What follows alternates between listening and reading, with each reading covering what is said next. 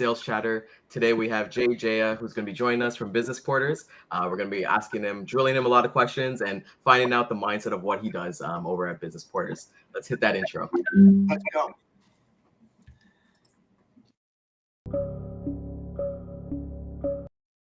To the HPLS podcast. Live, relevant, and high performance information, conversations, and education weekly.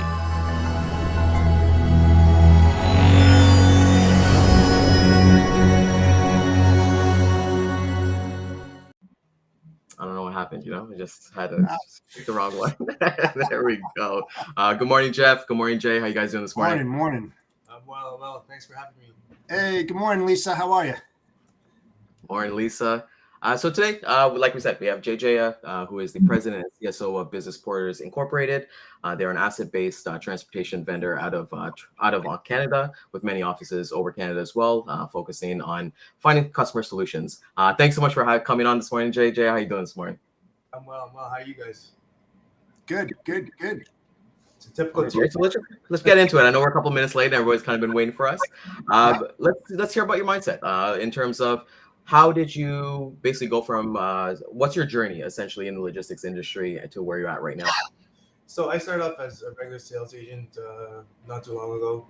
Eventually, hitting the phones, getting customers, cradle to grave. So booking my own loads, booking my admin stuff. Eventually transitioned over to having my own team. It was pretty much running point for all of them to be successful. And then eventually we got me and my two partners got together and formulated an asset-based company. Nice. Again, here it's one story here, but we started off with one truck, and we eventually grew to about 50 and growing, primarily focusing on reefer freight. Great, man. That's awesome. And do you primarily stay up in Canada, or do you do the 48 states as well? We do Canada, we do the 48 states, and we go all the way down to Mexico. Awesome. And how long have you been in business now on the asset side? So in business, we've been only for 3 years. Okay. What kind of problems do you see on the customer shipping side when your drivers go in to pick up freight? What kind of problems are you seeing on that side? So when my drivers go in, there's two sides of the story. Sometimes we got guys that are going to go pick up milk in their flip-flops, their shorts, think it's a holiday. Whereas the customer sending us emails saying, what is this? Like, there's no PPE. Over the pandemic stages, everyone had to be, come with the equipment, the safety vest, the hard shoes, the nose cap. But that's only, nowadays, I see it's only practiced by city drivers and not by over-the-road long haul drivers. So, which is an issue with the market being where it is right now, and long haul drivers are getting used as city drivers. They're not following protocol. So it's like it's usually. And it's now the market is driven by the drivers, so you don't want to go too harsh on them because they will just leave. So it's more of a safety compliance, the driver recruiters and all that stuff. They have to take care of this. They have to be very more aggressive in taking care of them. And what kind of problems are you seeing at the shipper side? Like when you go in there to go pick up freight, what are the main issues that your drivers are facing? Most of them is waiting times, most of the wrong POs, it's things like that, right? It's very minuscule, but it's a lot of weight to get it recovered. I guess they have to go through the different channels, getting the right information. They don't want to load us with the wrong product and so on and so forth. But it's ideally mostly waiting times and the communication between shipper, either broker or shipper, and the sales agent.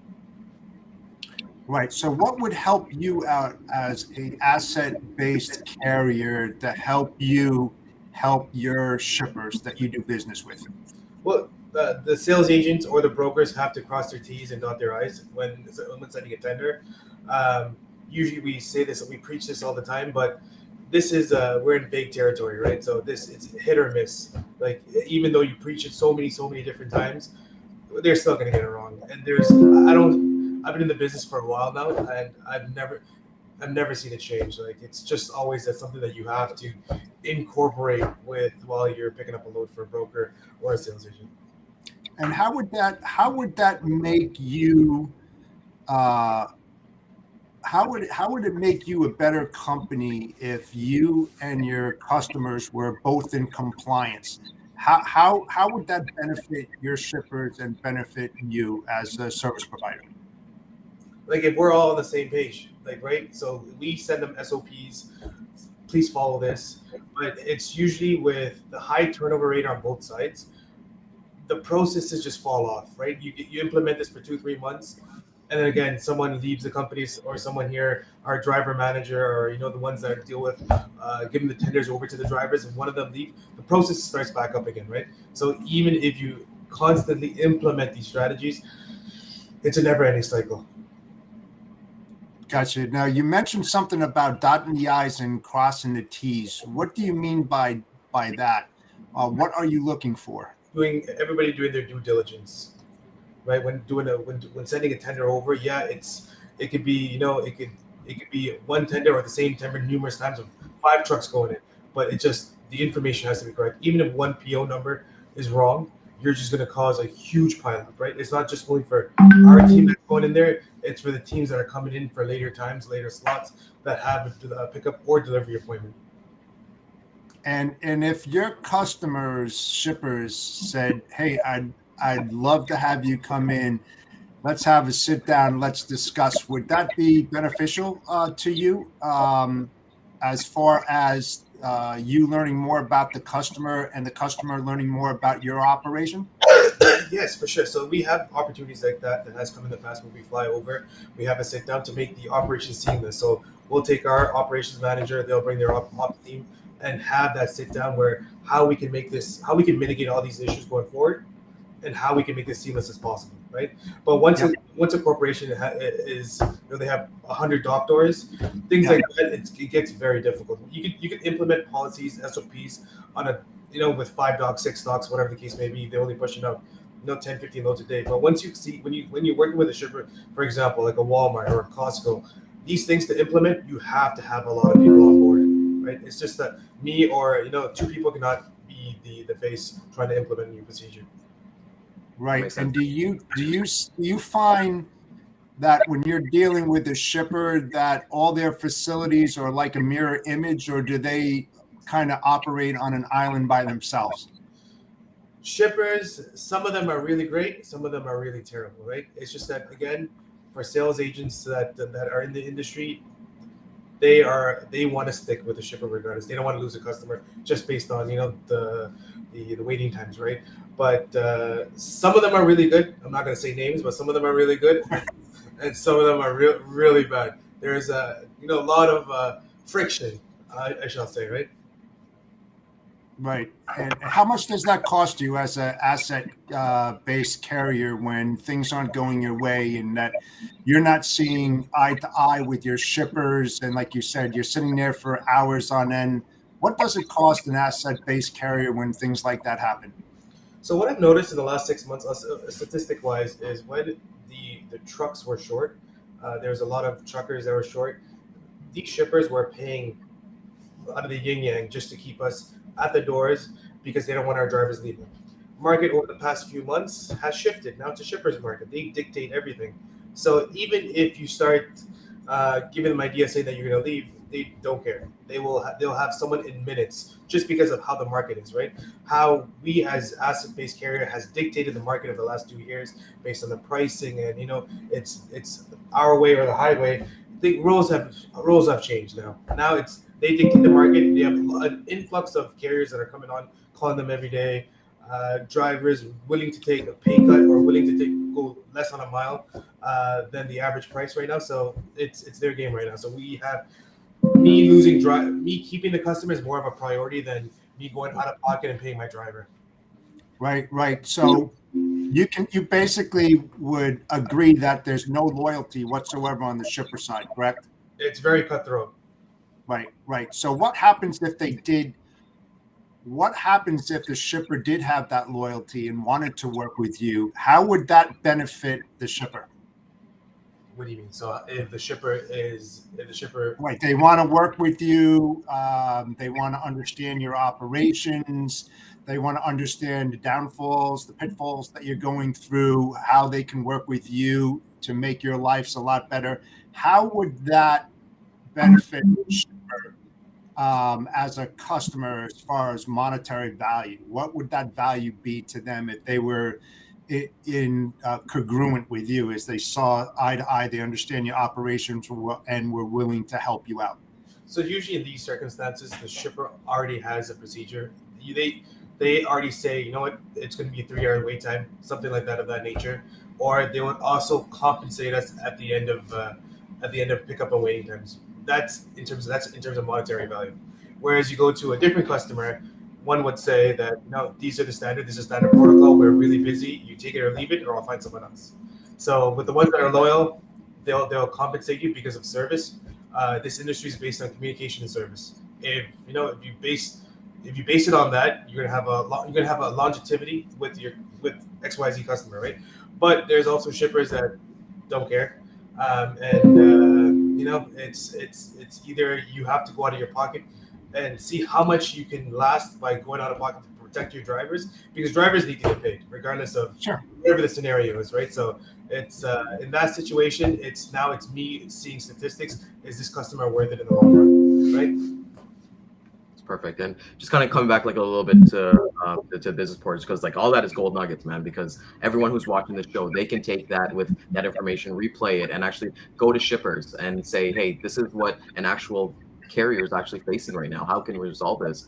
When it comes to like business porters incorporated itself, is there any kind of like success stories that you can share with us? Because I know you guys are somewhat kind of new, but like it's kind of like new territory as well. Is there anything that you can share with us and the viewers to kind of give them a little bit of insight? So we started pre-pandemic. We started 3 years ago when it's we're very hard for new guys to come on in.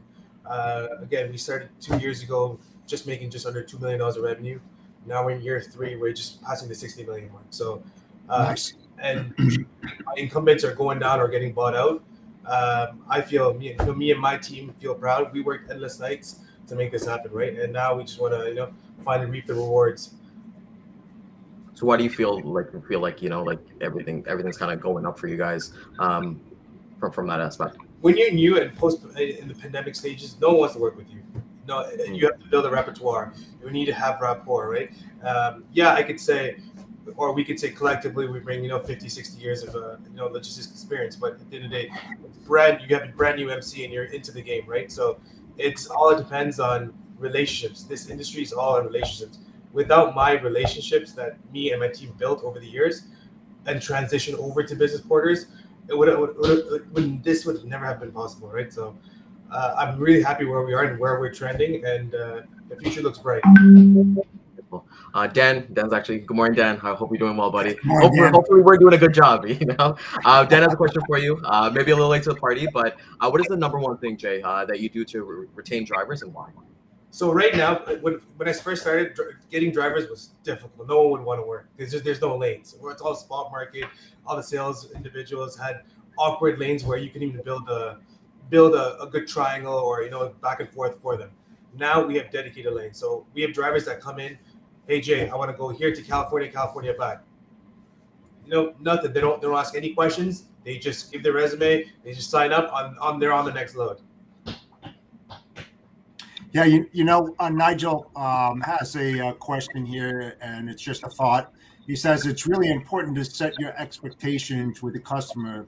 Sell premium service, premium price, talk value, or otherwise you only have the price to talk about. If they don't want to walk this way, find others that will. It's not. If not, it's just a downward spiral of service. Absolutely, Nigel. Thank you. And don't devalue yourself, right? Because like you guys have No. obviously been successful in this time that we have here. We're actually, speaking of lanes, we're actually going to get into our dad lane of the day. We've actually sent some thanks over to the great folks over there. So let's hit that.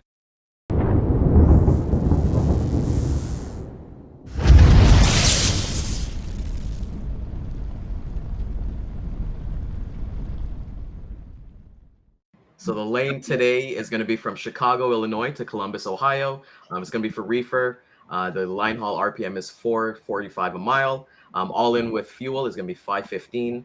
Contract is looking a little bit about 20 cents over at 537, as well as 60 cents looking trending. And rates are looking to start to rise on this lane. So if you got Chicago to Columbus, it's definitely a good lane to kind of take a look at right now. There, just coming back to it. So Jeya, just tell us a little bit more. As you kind of said, like you guys have growth. What is your sales? Do you currently have like a sales force on your own, under business porters, for yourself, kind of looking to procure business? What can you tell us a little bit more of your team size, and what are you guys kind of like looking for in terms of when you're kind of speaking to these sales reps on your team? So every logistics company, every every brokerage, every logistics company, or every asset-based division focuses primarily on sales. I want to take a different twist on this, put more operationals, because getting sales is one thing, but sustaining the business is a different thing. In order to survive in this business, operation is key. So my team is more operation friendly than the sales. I have a team of 6 sales. I have a team of 20 operations, right? So it's and also I put stress on the administrative work, whereas the tenders, the PODs, the BOLs, that stuff is very crucial to my business. I focus on that more than sales coming in. I'd rather retain my existing business than go after more and lose everything, right? So that's my safe approach when it comes to increasing my revenue for the business, butterflying existing accounts, so on and so forth. I got people messaging me saying that my accounting system is very good, right? So that's what I take pride in. Sales comes, over time. I'm not going to go, all in crazy where I can't service customers. So we're based out of, so we have offices in PEI, we have offices in Ontario, we have an office in Calgary. My sales agents are spread out across Canada. Nice. They work remotely. I gradually bring people on as soon as I know I could bring on another 3-4 operations to sustain the business. That's awesome. And I think Dan has a follow-up question to thing here. So number one thing for you is for dedicated lanes is to retain drivers. Yeah. So retaining drivers, dedicated lanes, consistent business. They know what type of paycheck they're bringing home. That's the most important thing, right? Well, the other thing too, Jaden, is that when you have a specific driver on a specific lane, they're getting to know the customer. Right. They're getting to know that dock supervisor, and they start building a long-term business relationship, which is great for not just the shipper, but you as a carrier, because you're solidifying that relationship, right? And then they get to know how you operate, and then vice versa. And it becomes, like I said, a really good relationship and a lasting one. And that's very important. And that's why I like when I have lanes like that, I like to have the same driver on the same lane working it every week, because it's clockwork. And it definitely benefits both sides. Yeah, the driver builds rapport with the team there. It's very it's clockwork, right? So even if you're late by a few minutes, so on and so forth, you have that relationship there where I say they can save your ass. Yeah, pretty much. Definitely all the way. And likewise too. If there's a problem, they'll understand it because he now has that communication level with that individual.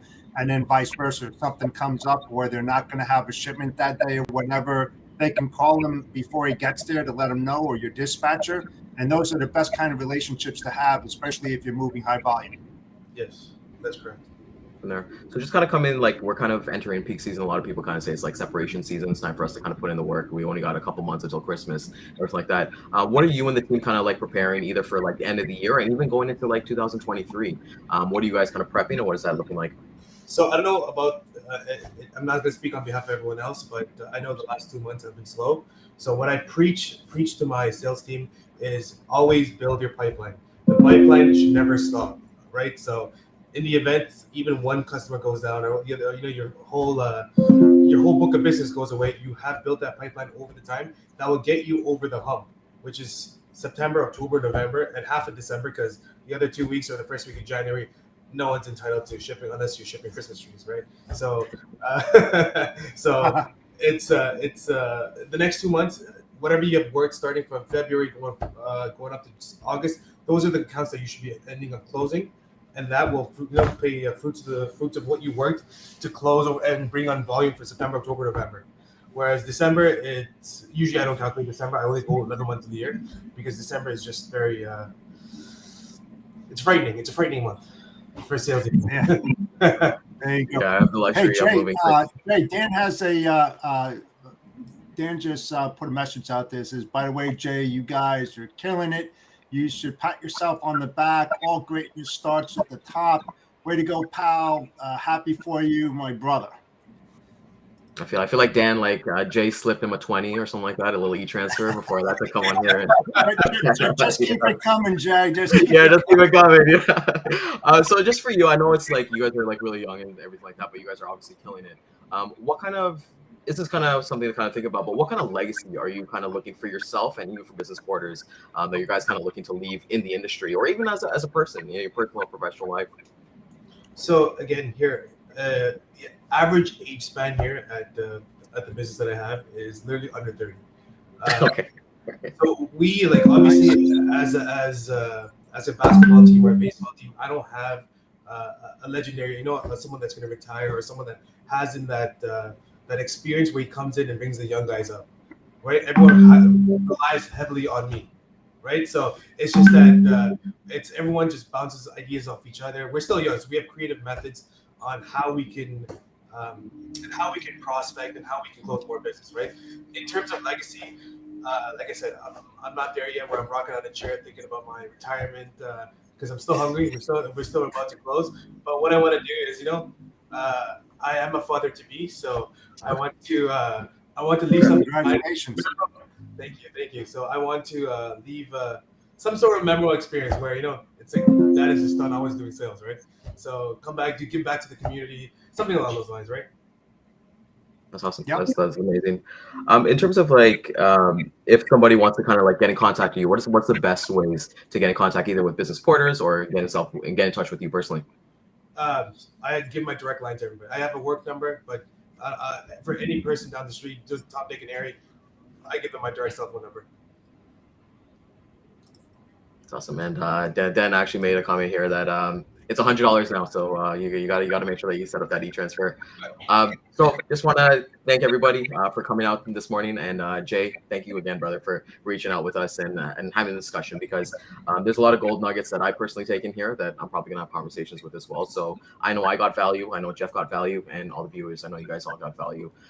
We will be replaying this again at 12 o'clock and 3 o'clock Eastern time on all the social media channels. Check us out on LinkedIn. Check us out on YouTube. We're not on Instagram yet. We're going to have to figure that one out, but we're on YouTube as well. From there, I'm good for there. Anything, Jeff, here before we kind of get the thanks, going? Jay, and I appreciate your input on this, especially for our audience and the people who are watching this. I think it was great information and that they have some takeaway. Obviously, there's a lot more work to do to help you guys in the trucking industry, and that they have to start, taking care of the carriers that take care of them, because without you guys, product's not going to move and they're going to go out of business. So thank you for all that you do, and your drivers, and keep on trucking, my friend. All right. Thanks, guys. Thanks for having me. Thanks, Ryan. Thanks, Jeff. Yep, you got it. Have a great day, guys. All right, take care, guys. All right, bye. Centurion Trucking, our motto is people before profit. Today's market requires more transparency, consistency, and focus on what our clients need to win. Centurion Trucking and American Logistics are poised to help their clients achieve and surpass their targets. If you're looking for a team that honors your needs, dreams, and aspirations, then get a hold of Daman at American Logistics or Centurion Trucking and start designing your career today.